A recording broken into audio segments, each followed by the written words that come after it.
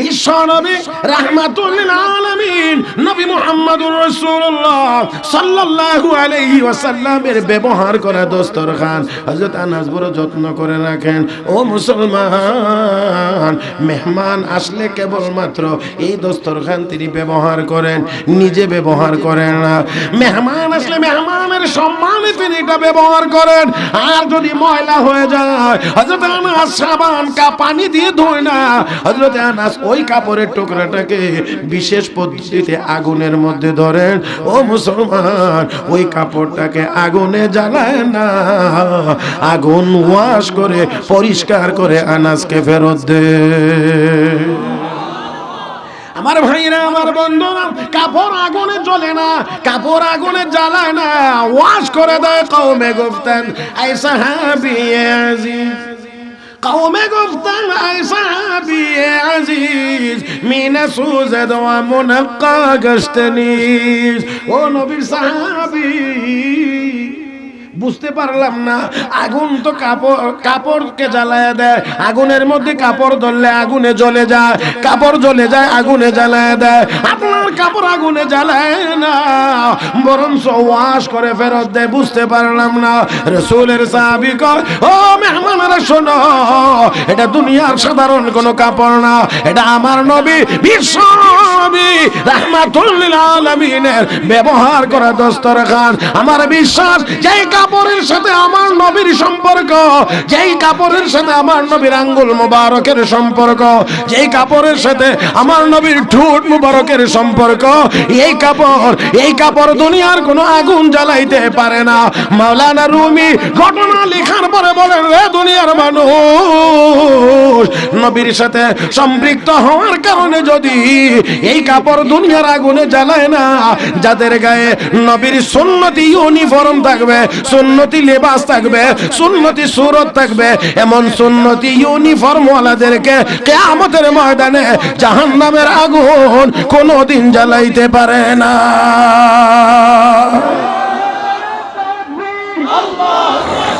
আমার ভাইয়েরা, বিশ্ব নবী রাহমাতুল লিল আলামিন নামাজ পড়তে পড়তে পা মুবারক ফুলাইয়া লেছে। একটা সময় ছিল আল্লাহর নবী সারা রাত নামাজ পড়তেন, সারা রাত নামাজ পড়তেন। নামাজ পড়তে পড়তে পা মুবারক ফুলে যাইত, হাত্তা তারিমা কাদামাহু, নবীর দুই পা মুবারক ফুলে যেত। আমরা তো সবাই জানি আমার আপনার নবী আল্লাহর বন্ধু, হাবিবুল্লাহ। কেমন বন্ধু? ইব্রাহিম আলাইহিস সালাম আল্লাহর বন্ধু, তবে খলিলুল্লাহ। আমার আপনার নবী আল্লাহর বন্ধু কি উল্লাহ বলেন না একটু, কি হাবিবুল্লাহ। খলিলুল্লাহ আর হাবিবুল্লাহর মধ্যে একটু বেশ কম আছে। খলিল তো আল্লাহকে পাওয়ার জন্য সব কুরবানি দিতে প্রস্তুত, আর হাবিব হলো আমার নবীর সন্তুষ্টির জন্য আমার আল্লাহ সবকিছু করতে প্রস্তুত। বেশ কম আছে না? তো সেই নবীর পা মুবারক ফুলে যায়, এটা কি আল্লাহ দেখেননি না দেখেন না? আল্লাহ রাব্বুল আলামিন হাবিবকে ডাক দিয়ে বলেন, ইয়া আইয়ুহাল মুজাম্মিল কুমিল লাইলা ইল্লা কালিলা নিসফাহু আও ইনকুস মিনহু কালিলা আও জিদ আলাইহি ওয়া রাত্তিলিল কুরআনা তারতিলা। মাশাআল্লাহ, বলবেন তো আরেকটু জোরে বলেন। এবার মাইকেল হরনের আওয়াজটি একটু সুঙ্গা না, ইকো বন্ধ কইছি না, আমি কইছি সুঙ্গার আওয়াজটা একটু বাড়াইতে, বাকি সব ঠিক থাকবে। মাশাআল্লাহ। এতো আল্লাহ রাব্বুল আলামিন ডাকেন, হাবিব ইয়া আইয়ুহাল মুজাম্মিল, হে কমলিওয়ালা। আপনারা তো কমলি কর না, কমলিওয়ালা ওঠেন। অর্ধেক রাত, কম অর্ধেক রাত নামাজ পড়েন, বেশি অর্ধেক রাত আরাম করেন। বেশি অর্ধেক রাত নামাজ পড়েন, কম অর্ধেক রাত আরাম করেন। হাবিব, আপনি নামাজ পড়লে, দাঁড়িয়ে থাকলে, আপনি রুকুতে গেলে, আপনি সিজদায় গেলে, আপনি সূরা ফাতিহা তিলাওয়াত করলে, আপনি কোরআন তিলাওয়াত করলে, সুবহান রাব্বিয়াল আযীম, সুবহান রাব্বিয়াল আলা বললে, যেমন আমি আল্লাহ খুশি হই। আপনি যে একটু আরাম করেন, কমলিন নিচে একটু আরাম করেন, ওই দৃশ্যটা দেখেও আমি আল্লাহ খুশি হই।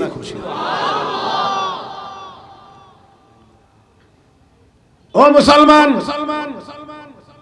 তো নবী বলছেন উম্মত 5 ওয়াক্ত নামাজ পড়া লাগবে। কয় ওয়াক্ত? সব জবানে উচ্চারণ হওয়া লাগবে। কয় ওয়াক্ত? 5 ওয়াক্ত নামাজ পড়া লাগবে। নবী বলেছেন, নবী নামাজ 5 ওয়াক্ত পড়েছেন, কিন্তু আমি নবীর উম্মত, বিশ্বাস করি নবীকে, তিনি নবী, কিন্তু 5 ওয়াক্ত নামাজ আদায় করি না, যার কারণে নবীর খাঁটি উম্মত হতে পারি না।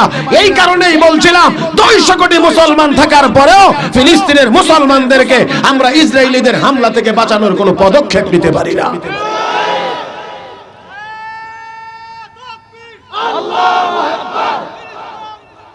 জিন্দাবাদ জিন্দাবাদ, ঘরে ঘরে যাও,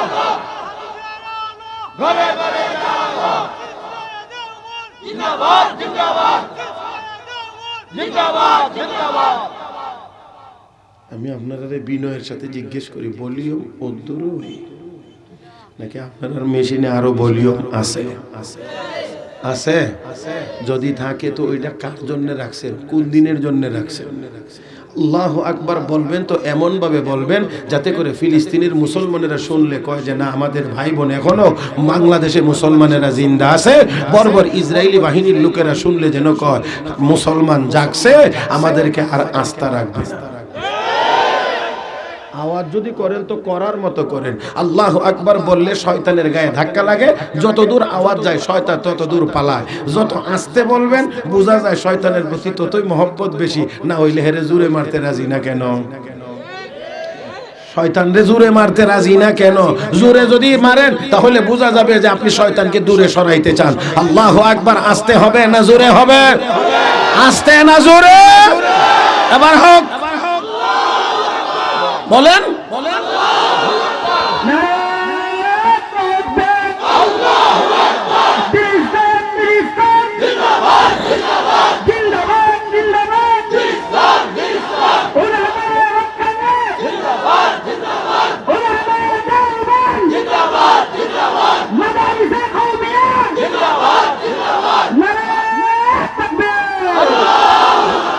মাশাআল্লাহ, এই সোনামপুরের সুনাম এতক্ষণে বোঝা। এখন গিয়ে আপনাদের চেহারা সুরতের দিকে তাকাইলে বোঝা যায় যে আপনারা এতক্ষণে গিয়ে ওয়াজের একটু খিদা লাগছে। আমি আর এলেম কালাম নেই, আমলও বেশি নেই, কিন্তু ওয়াজের বয়স এটা 31 নম্বর বছর। আল্লাহর রহমতে আমি শ্রোতার চেহারার দিকে তাকায়া আমি ওয়াজ করি, আমি আল্লাহর রহমতে উদ্দুর টের পাই যে আসলে ওয়াজ শুনতেছে না আমারে ওয়াজে লাগায়া এ সিঙ্গাপুর ঘুরতেছে। এই জন্যে আমি এই সুযোগটা আপনাদেরকে দিতে পারবো না। আপনারা কি এতে অসন্তুষ্ট? তাহলে আমার দিকে তাকায়া কথাগুলো শুনতে হবে। রাজি আছি সবাই ইনশাআল্লাহ? সবাই রাজি আছি? আল্লাহ সবাইকে তৌফিক দান করুন, বলি আমিন। আরো জোরে বলি আমিন। সাহাবায়ে কেরাম নবী যা বলতেন সাহাবায়ে কেরাম হুবহু, কোনো ব্যাখ্যা বিশ্লেষণ ছাড়া, কোনো কথাবার্তা ছাড়া, আওয়াজ ছাড়া তা বিশ্বাস করে নিতেন। আমরা এখন নিজেদের ব্যাখ্যা দাঁড় করাইতে চাই। কোরআন আল্লাহর নাজিল করা কালাম, যার মধ্যে বিন্দু বিসর্গ পরিমাণ কোনো ভুল ত্রুটি হওয়ার কোনো আশঙ্কা নাই, অথচ আমরা বেশি পণ্ডিতি করে আজকে কোরআনকে বিজ্ঞান দিয়ে যাচাই করতে চাই। ওই বড় তোর বিজ্ঞান 50 বছর আগের বিজ্ঞানের থিওরি আর 50 বছর পরের বিজ্ঞানের থিওরি কখনোই মিলে না, কখনোই মিলতে পারে না। বিজ্ঞান মানুষের আবিষ্কার করা জিনিসের নাম, অতএব এটা নির্ভুল হতে পারে না। আল্লাহর কালাম তো নির্ভুল, অতএব বিজ্ঞান দিয়ে কোরআন যাচাই করা যায় না, বরঞ্চ কোরআনের আলোকে বিজ্ঞানকে চালাইতে হয়। কিন্তু পাগলের দল বিজ্ঞানের আলোকে কোরআন, নাদান বিজ্ঞানের আলোকে কোরআন হবে কেন? কোরআনের আলোকে বিজ্ঞান। যেটা কোরআনের সাথে মিলবে সেটা মানবো, যেটা মানবে, যেটা কোরআনের সাথে মিলবে না বিজ্ঞানের হাজার থিওরিকে আমি মুহূর্তের ভিতরে লাথি দিয়ে সরাইয়া দিতে প্রস্তুত। তার নাম মুসলমান। দেখবেন বিজ্ঞান জপে একেবারে ঠোঁটের কোণার মধ্যে ফেনা জমায় লেব, মানে বিজ্ঞান এটা কোরআনের চাইতেও কারো কাছে অনেক উপরে। যাই হোক, আসুন বলছিলাম সাহাবায়ে কেরাম সিদ্দিক আকবর রাদিয়াল্লাহু তাআলা আনহুকে আবু জাহিল লাগিয়া কয়। আবু জাহিলের নাম শুনছেন তো আপনারা? হ্যাঁ শুনছেন। যদি এই মুহূর্তে খবর পান যে এখানে একটা কি বাজার জানি আছে,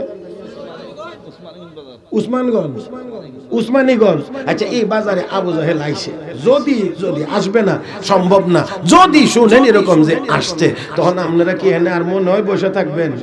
আমার মনে হয় না, যদি বিন্দু পরিমাণ ইমানও থাকে বলবেন হুজুর ওয়াজ আগেও শুনছি, বাচ্চা থাকলে আরো শুনবো, আবু জাহেল বলে আইছে, একটু সুযোগ দেন হুজুর, একটু দেন, একটু সাইজ করে। কথা কয় না, কথা কয় না। হ্যাঁ, কেন কেন এই আবু জাহেলের সাথে আপনাদের এত দুশ্মনী কেন? একটা কথা আমি প্রায় সব সময় বলে থাকি, আবু জাহেল আমার নবীর দুশ্মন ছিল, আমার আল্লাহর দুশ্মন ছিল। এই জন্য ১৫০০ বছর পরেও এই আবু জাহেল মুসলমানদের দুশ্মন। মনে রাখতে হবে, আমার আল্লাহ এবং আমার রাসূল এবং কোরআন ও হাদিসের বিরুদ্ধে যদি কেউ যায়, কিয়ামত পর্যন্ত মুসলমানেরাই তার শত্রু হয়ে থাকবে।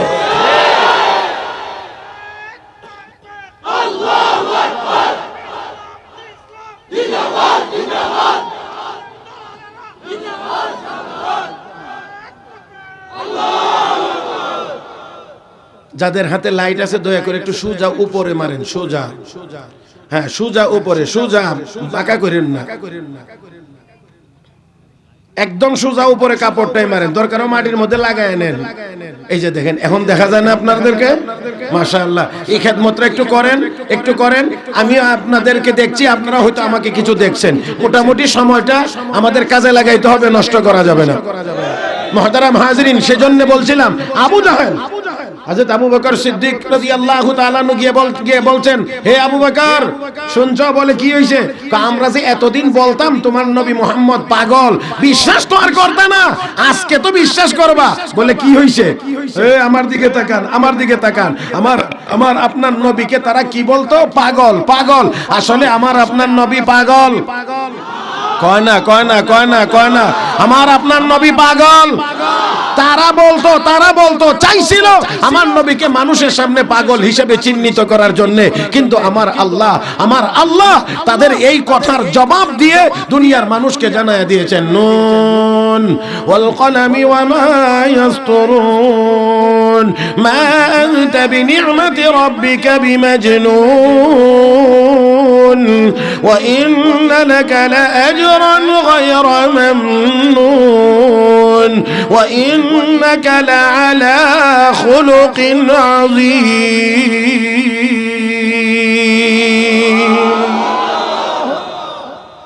হে নবী, তারা আপনাকে পাগল বলে। না, আমি আল্লাহ ঘোষণা দিলাম, মা আনতা বিনি'মাতি রাব্বিকা বিমাজনুন, আপনার রবের অনুগ্রহে আপনি পাগল না।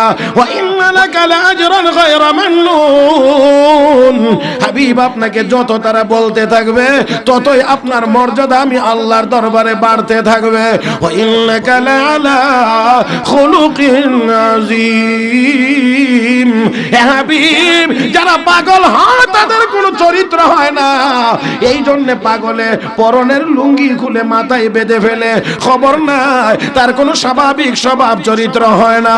অতএব আপনি কেমন করে পাগল হবেন? ওয়া ইন্নাকা লাআলা খুলুকিন আযীম। হাবিব, আমি আল্লাহ আপনাকে মহান চরিত্র দান করলাম,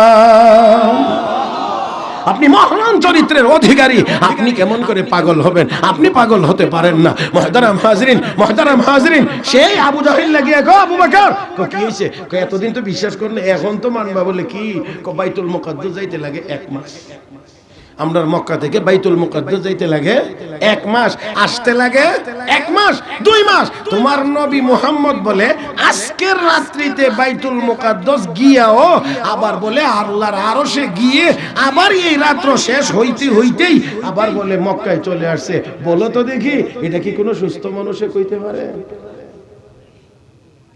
দেখেন, একটু চিন্তা করেন আপনারা, শুধু হাসার কথা না, একটু চিন্তা করেন। যেই সময়ে এখন যদি কেউ কয়, তাহলে কেউ একটু চিন্তা করতে পারে, আচ্ছা বিমান টিমান আছে, রকেট টকেট আছে, দ্রুত গতি সম্পন্ন যানবাহন আছে, কোনো একটা কিছু হইতেও পারে, এমন একটা চিন্তা করবে। কিন্তু যেই জমানাতে জ্ঞান বিজ্ঞানের এই আধুনিক যন্ত্রপাতি বা দ্রুত গতি সম্পন্ন কোনো যানবাহনের অস্তিত্ব ছিল না, সেই সময়ে নবী বলছেন আমি আজকের রাত্রিতে সারা বাইতুল মুকাদ্দাস গিয়ে আরশে আজিম সহ ঘুরে আবার চলে এসেছি। আমার ভাইয়েরা, এটা কি আসলে নবী তার নিজ ইচ্ছায়, নবী তার গায়ের শক্তি বলে, নবী তার কোনো অস্ত্র বা যন্ত্রের বলে আসলে মেরাজে গিয়েছিলেন, না আমার আল্লাহ নিয়েছিলেন?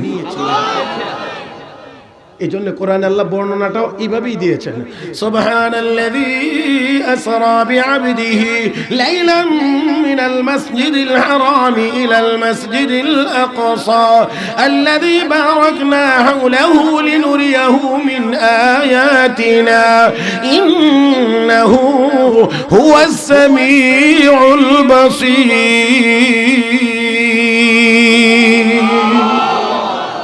তিনি পবিত্র, যিনি তার বান্দাকে ভ্রমণ করাইছেন।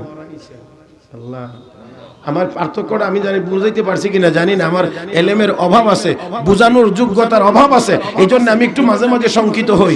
আল্লাহ রাব্বুল আলামিন বলেন ওই আল্লাহ পবিত্র, যে আল্লাহ তার প্রিয় বান্দাকে রাতের অংশে ভ্রমণ, তোমাকে কথা কয় না, ভ্রমণ, আবার বলেন ভ্রমণ, কে কে? তো আল্লাহ চাইলে রাতের অংশের ভিতরে আমার নবীকে বাইতুল মুকাদ্দাস নিয়ে আরশে আজিম পর্যন্ত ভ্রমণ করে আবার মক্কায় পৌঁছায় দেওয়ার মতো ক্ষমতা নাই না আছে? এই যে আমি আপনাদের একটু জিজ্ঞেস করি, সূর্যটা কে বানাইছে? কার হুকুমে চলে?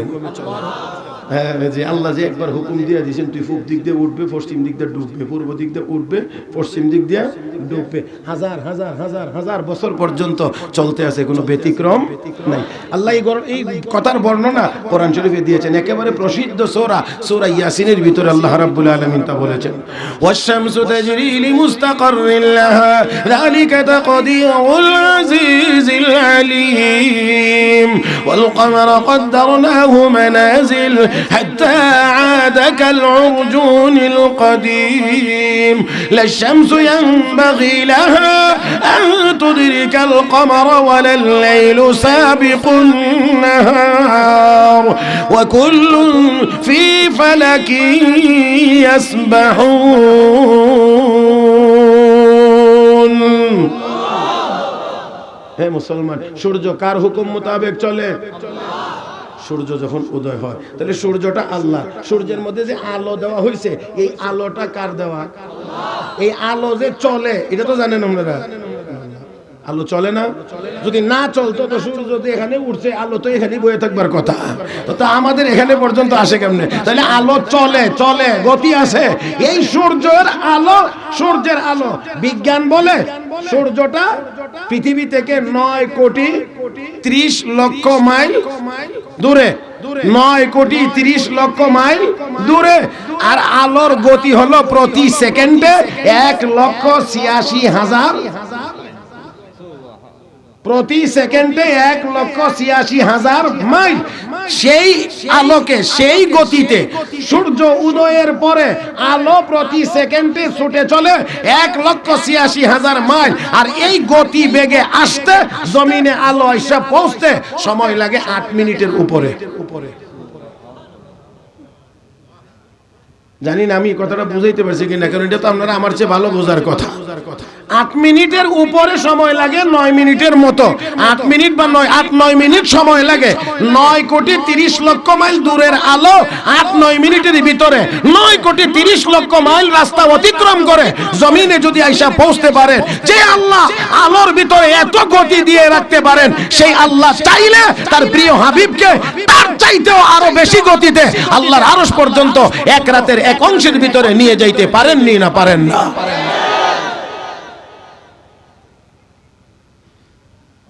দেখেন শুনছ, আপনাদের কি মনে আছে কথা? তোমার নবী এক রাতের ভিতরে বলে বাইতুল মুকাদ্দাস গেছে, আরশে আজিমেও বলে গেছে, এখান থেকে আবার ঘুরে বাইতুল মুকাদ্দাস হইয়া আবার বলে মক্কায় আসছে। আচ্ছা বলো, এটা কি কোনো সুস্থ মানুষে বলতে পারে, পাগল না হইলে? নাউজুবিল্লাহ বলবেন না? ওই আমার কথার দিকে ভালো করে মনোযোগ দিবেন, তাহলে দেখেন, বলেন একটু জোরে বলেন নাউজুবিল্লাহ। মনে মনে ভাবছিল যে এমন একটা জটিল কথা যদি এমন জটিল করে বলা যায় তাহলে আবু বকর মনে হয় একটু বিভ্রান্ত হইতে পারে। যেই কথাটা বোঝানোর জন্য এত দূর পর্যন্ত ঘুরাইতেছি সেটা হলো যে সাহাবায়ে কেরামের বিশ্বাস, ইয়াকিন, তাদের ঈমান কত মজবুত ছিল, তাদের বিশ্বাস কত মজবুত ছিল। হযরত আবু বকর সিদ্দিককে বলে, শোনো, দেখো এমন কথা কি কোনো সুস্থ মানুষ বলতে পারে? বিশ্ব নবীর সাহাবী সাইয়েদনা হযরত আবু বকর সিদ্দিক বলেন যে আমার নবী যদি বলে থাকেন, আমার নবী যদি এই কথা বলে থাকেন তাহলে অবশ্যই আমার নবী সত্য বলেছেন। সুবহানাল্লাহ। সিদ্দিক আকবর বলেন, আমার নবী যদি বলে থাকেন তাহলে অবশ্যই সত্য বলেছেন, আমার নবী মিথ্যা কথা বলতে পারেন। জোরে কান হে মুসলমান, তাহলে নবী মিথ্যা কথা বলতে পারেন না, বলেন না। আমার নবী জিন্দেগিতে কোনো মিথ্যা কথা বলেন নাই। আমরা নবীর উম্মত দাবি করি আর বলি জান বাঁচানি লাগে মিছা কথা কইয়া। জান বাঁচানো লাগে এটা তো একটা বড় কথা, এর চেয়ে আরো ছোট কথাও আছে। এটা হলো সামান্য একটু জিনিস বিক্রি করতে গিয়েও মিথ্যা কথা বলে। কথা বুঝেন না মনে হয়? সামান্য একটা জিনিস, 2 টাকা দামের জিনিস, 5 টাকা দামের জিনিস বিক্রি করতে গিয়েও মানুষ এখন মিথ্যা কথা বলে। আর আস্তে আস্তে একেবারে সত্য কথা কয়ে কি ব্যবসা করেন না।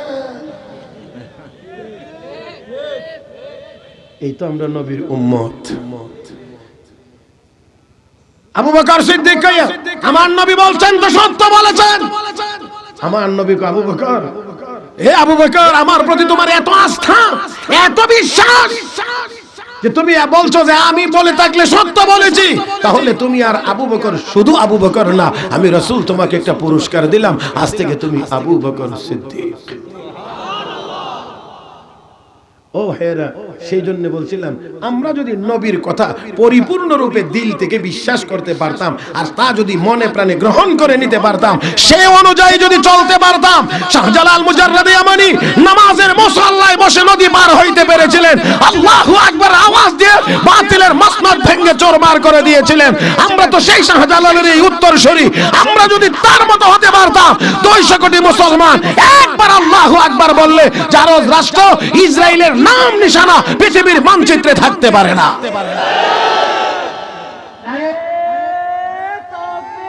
আল্লাহু আকবার।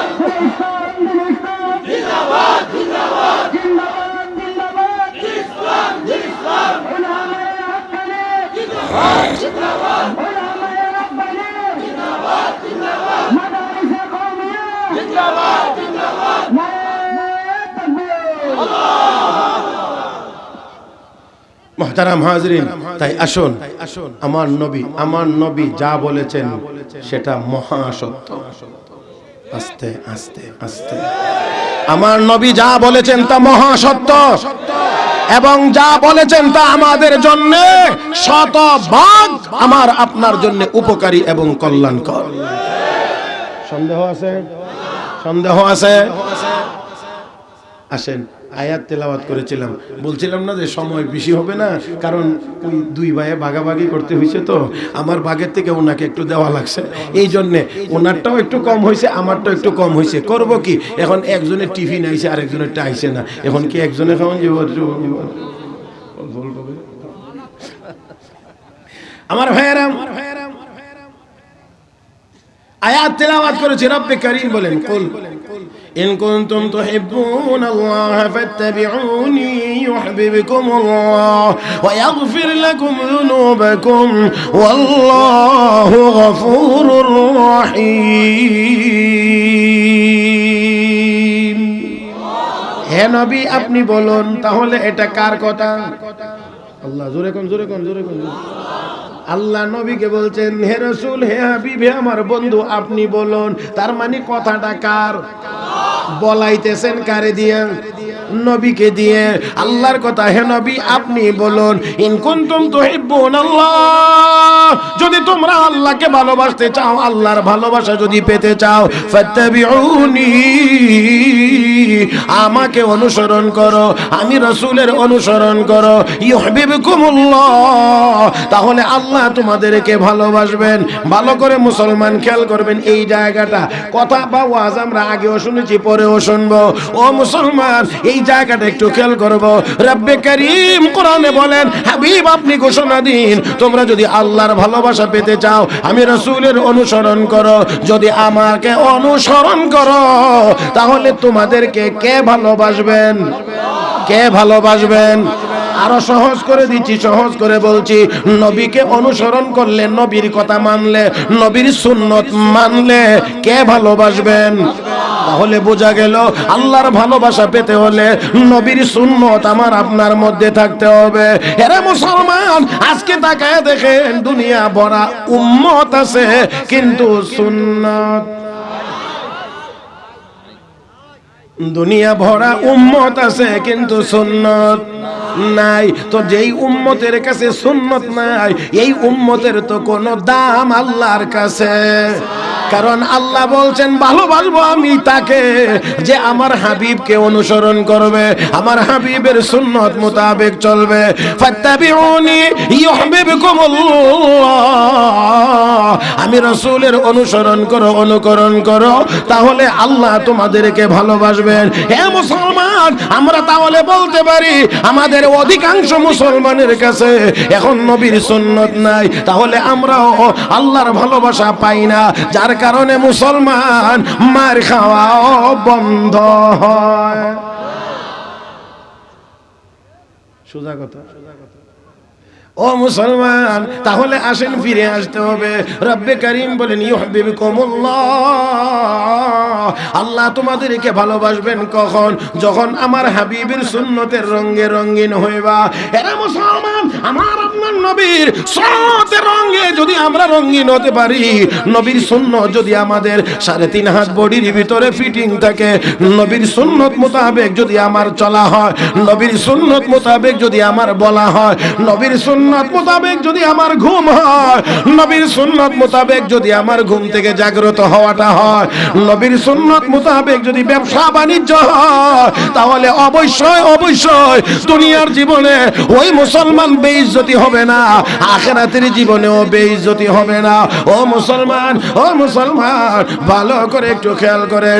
নবীর সাহাবী, নবীর খাদেম, 10 বছরের খাদেম হযরত আনাস ইবনে মালিক রাদিয়াল্লাহু তাআলা আনহু 10 বছর নবীর খিদমত করে নবীর কাছ থেকে একটা কাপড়ের টুকরা পেয়েছেন হাদিয়া, ছোট্ট একটা কাপড়ের টুকরা। এটা মূলত আমার নবীর দস্তরখান। কি কি কি বুঝেননি? দস্তরখান বুঝেন তো? এটা আমার নবীর দস্তরখান। নবী এই কাপড়ের টুকরাটা বিছায়া তার উপরে প্লেট রেখে আমার নবী খাইতেন। ও মুসলমান মাঝে মাঝে এই কাপড়ের টুকরাটা কোনাটা নবীর আঙ্গুল মুবারকে পেঁচাইয়া নবীর ঠোঁট মুবারক মুছতেন। ওই কাপড়টা হযরত আনাস ইবনে মালিক রাদিয়াল্লাহু তাআলা আনহু হাদিয়া পাইছেন।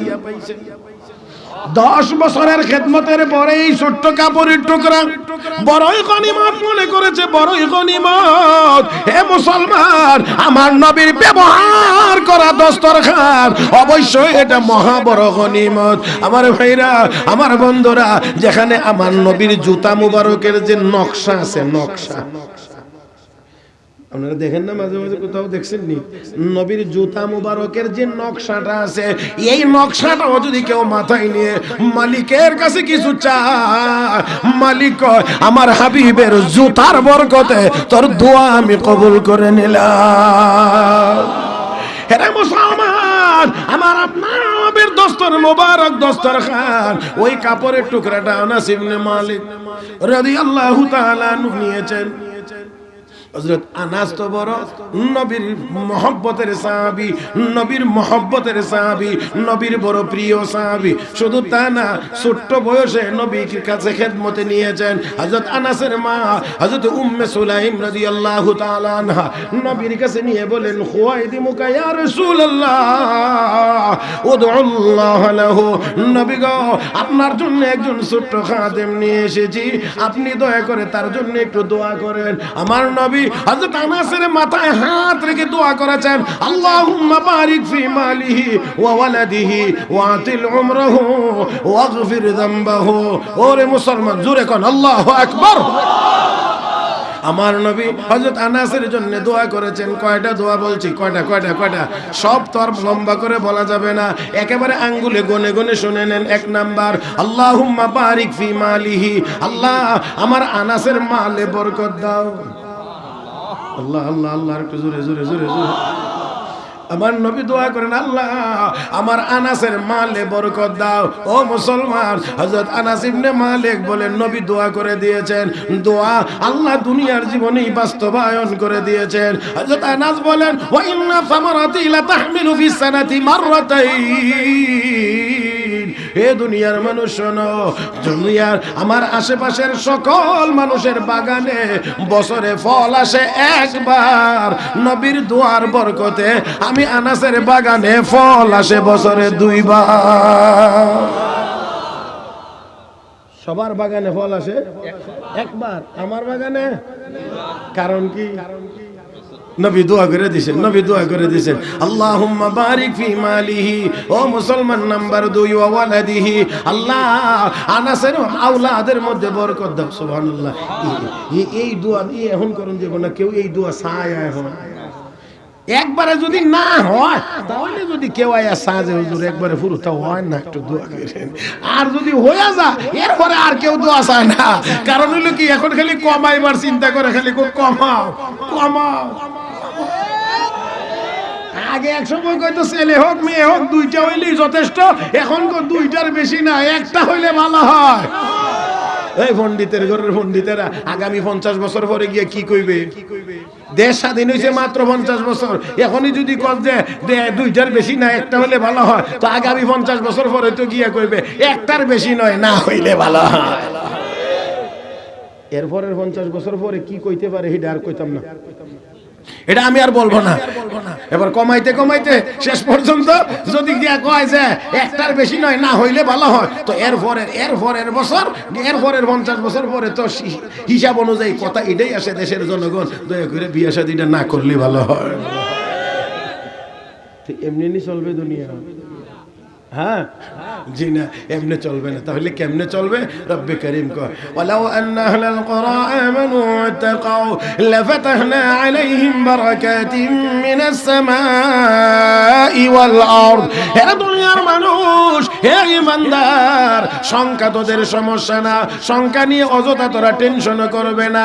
খাওয়াইব কি এই নিয়ে তোদের চিন্তা করার দরকার নাই, এটা তো আমি আল্লাহর কাজ। হে বান্দা বান্দি ঈমান তাকওয়া অবলম্বন কর, আমি আল্লাহর ভয় তোর কলবে জায়গা দে, গুনার কাজটা ছেড়ে দে, নেক আমল আর বন্ধ করিস না। আমি আল্লাহ ওয়াদা দিলাম, আসমান আর জমিনের সকল বরকতের দরজা আমি আল্লাহ তোদের জন্যই খুলে দেব। বরকতের সব দরজা তোদের জন্য খুলে দেব। কিন্তু রব্বে করিমের ওয়াদা আছে। এরপরে আমরা দেখি সাইনবোর্ড বদলাইয়া এখন নতুন বড় বড় সাইনবোর্ড, 2টার বেশি না, একটা হইলে ভালো হয়। জালেমের দল, মালিক চায় কি আর তুই চাস কি? তারপরে কেউ কেউ মনে করি আর কি, আমরা কেউ কেউ মনে করি যে এই পদ্ধতি না হইলে হুজুর মানুষ কত হইতো জানেন? এই যদি ফ্যামিলি প্ল্যান, যদি এই পদ্ধতি না হইতো তাহলে মানুষের পরিমাণ কি হইতো? কি জোরালো কথা। আমি বলি তার মানে কি বুঝাইতে চান? যে আল্লাহ যত মানুষ দুনিয়াতে পাঠাইতে চান আপনারা এগুলিরে ফিরিয়ে রাখতেছে। সারমর মতো ইডি দ্বারা আল্লাহ পাঠাইতে চান 5 কোটি, আপনারা নিলেন 2 কোটি 3 কোটি রেখে দিলেন। আপনাদের কি মনে হয় যে আল্লাহ যত মানুষ দুনিয়াতে পাঠাইবেন এগুলো আপনারা ফিরে রেখে দিবেন? না,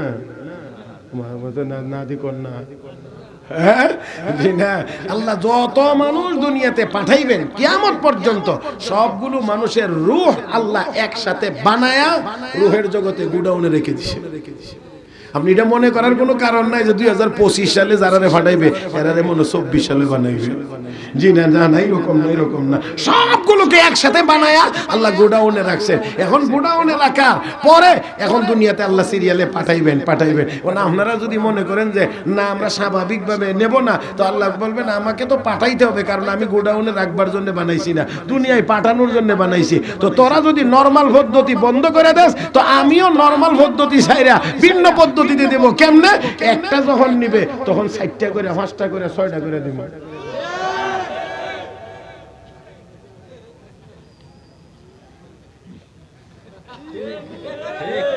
বুঝাইতে পারছি না? আপনাদের কি মনে হয় আমি একবার পত্রিকা খুললে দেখি আমেরিকাতে এক মহিলার ঘরে হয়েছে একসাথে 8টা। আল্লাহ মিস কল দিয়ে রাখছে অনেক আগে, মোবাইল বাইরেও আর আগে ওই আল্লাহ মিস কল দিয়ে রাখছে। ফিরাইবে আটকাইবে তো একটা করে তো নিতে হইবে, কারণ দেশ চালাইতে হলে জনগণ চালাইতে হলে লোক তো দরকার। একটা করে না নিয়ে তো আর পারবে না, তো আমার গোডাউন তো খালি করতে হবে। যে সময় একটা নেবে এই সময় 7টা করে দেবো, 5টা করে দেবো, গোডাউন খালি করতে হবে। কারণ খালি করতে গিয়ে যদি একবারে 5টা করে দেই তখন তো ডানু রেড কাউ নিডু কিনতে কিনতে কথা কয় না। আল্লাহ আমাদের সবাইকে বুঝার তৌফিক দান করুন, সবাই বলি আমিন, আর জোরে বলি আমিন। মুহতারাম হাজরিন, সময় ঘড়ির কাঁটা দেখবার আগেই আমার কাঁটা আমার টাইম অতিক্রম করে যাইবে আর কাছাকাছি চলে আসছে। অতএব আর লম্বা করা যাবে না। তারপরেও আপনারা এতক্ষণে এসে জন্মা সারছেন, এখনই যদি ছেড়ে দিই তাহলে জানি কেমন লাগে। যদিও আমার কথা মোহতামিম সাহেব হুজুর দামাত বারাকাতুহুম তিনিও বলছেন 10টায় শেষ করে দিন, অসুবিধা নাই। তারপরও আমি চেষ্টা করব 10টার পরেও আরো 2-5 মিনিট সময় নিতে। আপনাদের কোনো অসুবিধা হবে না তো? মুহতারাম হাজির, হযরত আনাস ইবনে মালিকের জন্য আল্লাহ রাসূল কি দোয়া করছেন? আল্লাহ তার আওলাদে বরকত দাও। আওলাদে আল্লাহ কি পরিমাণ বরকত দিছে এটা শুনবেন আপনারা। আল্লাহ শূন্য সামলাইতে পারবেন নি? দেখেন কেউ যদি হার্ট অ্যাটাক করেন বা স্ট্রোক করেন এই জন্য দায়ী আমি না। আল্লাহ আল্লাহ মিরকাতুল মাফাতিহ আলা মিশকাতিল মাসাবিহ, মিশকাত শরীফের ব্যাখ্যা গ্রন্থ মিরকাতুল মাফাতিহের ভিতরে আল্লামা মুল্লা আলী কারি রাহমাতুল্লাহ আলাইহি লিখেন, হযরত আনাস বলেন, নিজে বলেন, নিজে ভালো করে শুনেন, একবারে আমার দিকে তাকাইয়া শুনেন। হযরত আনাস বলেন ওয়ালাকাদ দাফানতু মিআতান ইল্লা সিনতাইন। হযরত আনাস বলেন আল্লাহ আমার আওলাদে এত বরকত দিবেন, এত বরকত, আমার ছেলে মেয়ে নাতি নাতকর এর পরবর্তী জেনারেশন মিলাইয়া আমার আওলাদে আল্লাহ এত বরকত দিবেন, আমি আনাস জীবনে জীবিত থাকতে আমার হাতে 98 জনকে শুধু দাফনই করছি। এটা মনে করেন না যে আলী আওলাদ নাতি নাত করে মিলাইয়া বুঝে 98 জন হয়েছে, না না। হযরত আনাস কলাকাত দাফানতু দফন আমি কবরে শুয়াইছি ওই আমার আলী আওলাদের ভিতরে 98 জন। বাচ্চা রয়েছে কতজন? 1 গ্রাম হইতে আর কেউ লাগবে না, এক বেডই যথেষ্ট। কথা কয় না করে। হযরত আনাস বলেন এত বরকত আল্লাহ দিয়েছেন। মুহতারাম হাজিরিন, হযরত আনাস বলেন নবী আমার জন্য 3 নম্বর দোয়া করেছিলেন, ওয়া আতিল উমরা, আল্লাহ আনাসের হায়াত লম্বা করে দাও, আনাসের হায়াত লম্বা করে দাও। হযরত আনাস বলেন আল্লাহ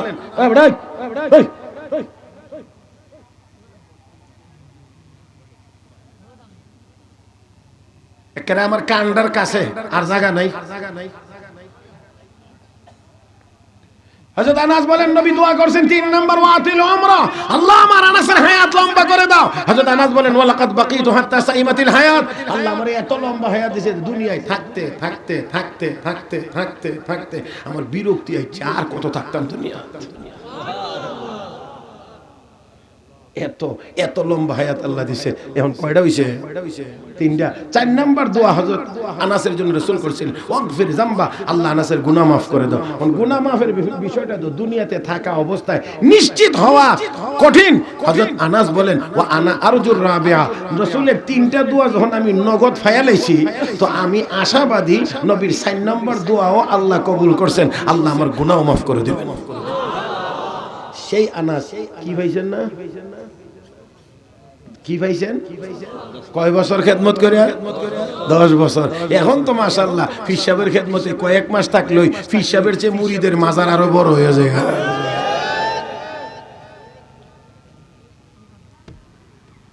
হযরত আনাস অত্যন্ত বড় গনিমত মনে করে, বড় সম্মান করে এই কাপড়ের টুকরাটা রাখেন, কারণ এটা দুনিয়ার কোনো সাধারণ কোনো মানুষের ব্যবহার করা কাপড় না।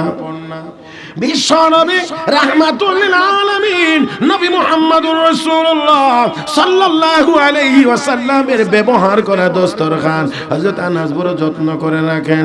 ও মুসলমান, মেহমান আসলে কেবলমাত্র এই দস্তরখান তিনি ব্যবহার করেন, নিজে ব্যবহার করেন না। মেহমান আসলে মেহমানের সম্মানে তিনি এটা ব্যবহার করেন। আর যদি ময়লা হয়ে যায় হযরত আনাস সাবান কা পানি দিয়ে ধোয় না, হযরত আনাস ওই কাপড়ের টুকরাটাকে বিশেষ পদ্ধতিতে আগুনের মধ্যে ধরেন। ও মুসলমান, ওই কাপড়টাকে আগুনে জ্বালায় না, আগুন ওয়াশ করে পরিষ্কার করে আনাজকে ফেরত দে। আমার ভাইরা, আমার বন্ধুরা, কাপড় আগুনে জ্বলে না, কাপড় আগুনে জ্বালায় না, ওয়াশ করে দেয়। কওমে গুফতান আই সাহাবী আজিজ, কওমে গুফতান আই সাহাবী আজিজ, মিনা সুজাদ ওয়া মুনাক্কা গাশতানিজ। ও নবীর সাহাবী, বুঝতে পারলাম না, আগুন তো কাপড়কে জ্বালায় দেয়, আগুনের মধ্যে কাপড় ধরলে আগুনে জ্বলে যায়, কাপড় জ্বলে যায় আগুনে জ্বালায় দেয়। আপনার কাপড় আগুনে জ্বালায় না, বরং ওয়াশ করে ফেরত দেয়। বুঝতে পারলাম না। রাসূলের সাহাবী কয়, ও মেহমানেরা শোনো, এটা দুনিয়ার সাধারণ কোনো কাপড় না, এটা আমার নবী বিশ্ব নবী রাহমাতুল লিল আলামিনের ব্যবহার করা দস্তরখান। আমার বিশ্বাস, যেই কাপড়ের সাথে আমার নবীর সম্পর্ক, যেই কাপড়ের সাথে আমার নবীর আঙ্গুল মুবারকের সম্পর্ক, যেই কাপড়ের সাথে আমার নবীর ঠোঁট মুবারকের সম্পর্ক, এই কাপড় দুনিয়ার কোনো আগুন জ্বালাইতে পারে না। মাওলানা রুমি ঘটনা লেখার পরে বলেন, রে দুনিয়ার মানুষ, নবীর সাথে সম্পৃক্ত হওয়ার কারণে যদি এই কাপড় দুনিয়ার আগুনে জ্বালায় না, যাদের গায়ে নবীর সুন্নতি ইউনিফর্ম থাকবে, সুন্নতি লেবাস থাকবে, সুন্নতি সুরত থাকবে, এমন সুন্নতি ইউনিফর্ম ওয়ালাদেরকে কিয়ামতের ময়দানে জাহান্নামের আগুন কোনোদিন জ্বালাইতে পারে না।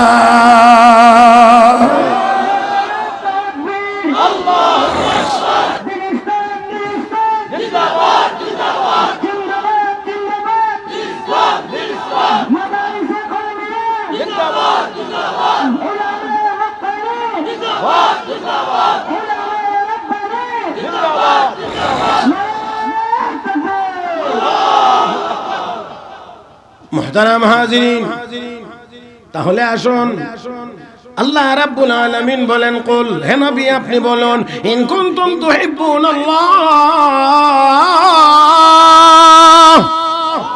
ইন কুনতুম তুহিব্বুনাল্লাহ ফাত্তাবিউনি ইউহিব্বুকুমুল্লাহ ওয়া ইয়াগফির লাকুম যুনুবাকুম ওয়াল্লাহু গফুরুর রহিম।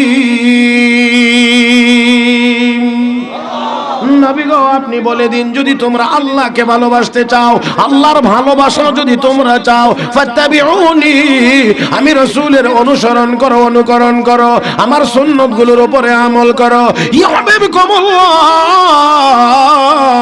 আল্লাহ তোমাদেরকে ভালোবাসবেন, আল্লাহ তোমাদেরকে ভালোবাসবেন, আল্লাহ তোমাদেরকে ভালোবাসবেন। হে মুসলমান, আল্লাহ যদি আমাদেরকে ভালোবাসেন, যে যাকে ভালোবাসে সে কোনোদিন তাকে বিপদের মুখে ঠেলে দেয় না।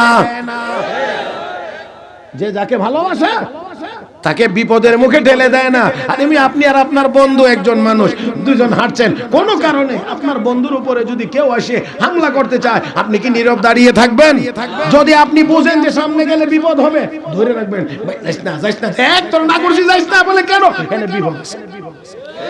আপনি তাকে বিপদের মুখে ঠেলে দিতে পারেন না।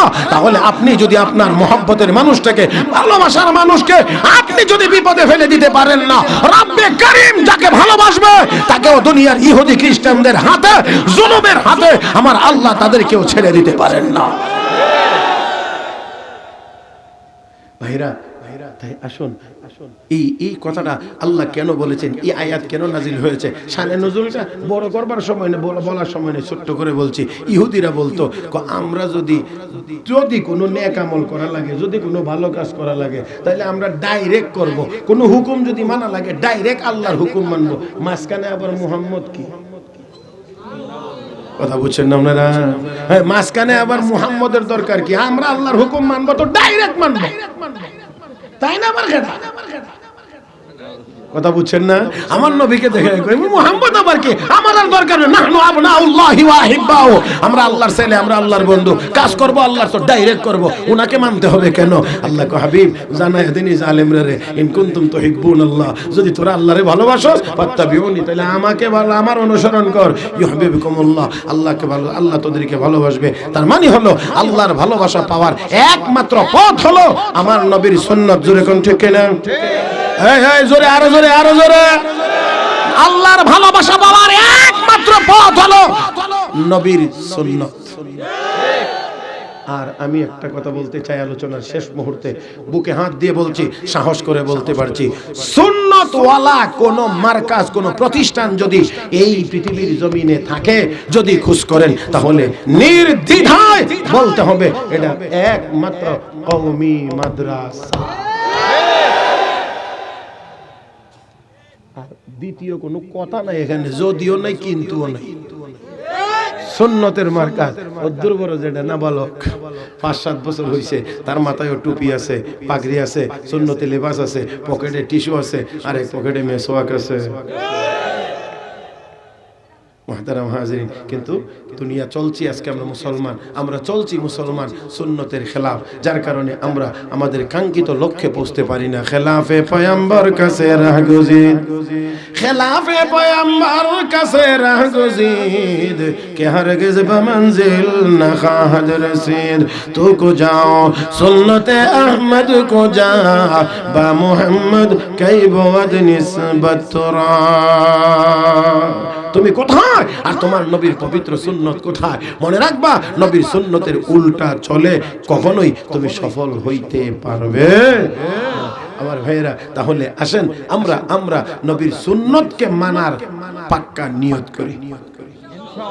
আরো আস্তে, আরো জোরে। সুন্নতকে যদি ধরতে পারি, সুন্নত যদি ধরতে পারি, তাহলে অবশ্যই ভালোবাসবেন কে?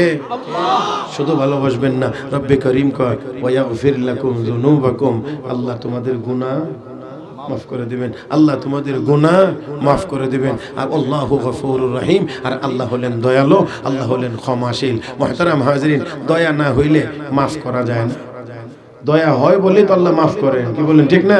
তো আল্লাহ তো এই কথাটা গফুর বললেই চলে, কারণ গফুর মানে হলো অধিক ক্ষমাশীল, তো ক্ষমা তো দয়া কইরেই করে। এরপরে আবার আল্লাহ কয় কি রহিম, অসীম দয়ালু। তো দয়া আছে বলেই তো মাফ করেন, তো আবার দয়ালু বলার দরকারটা কি? এই কথাটা বুঝতে হবে। আল্লাহ কয় বান্দারে, দুনিয়ার অনেকেই মাফ করে, অনেকেই মাফ করে, কিন্তু মাফ করলে কি হইব? 6 মাসে একবার কথা কয় না, ঠিক না? দুনিয়াতে অনেকেই মাফ করে, মাফ করলেও সে যে অপরাধ করেছিল এটা আদালতের রেকর্ড থেকে যায়।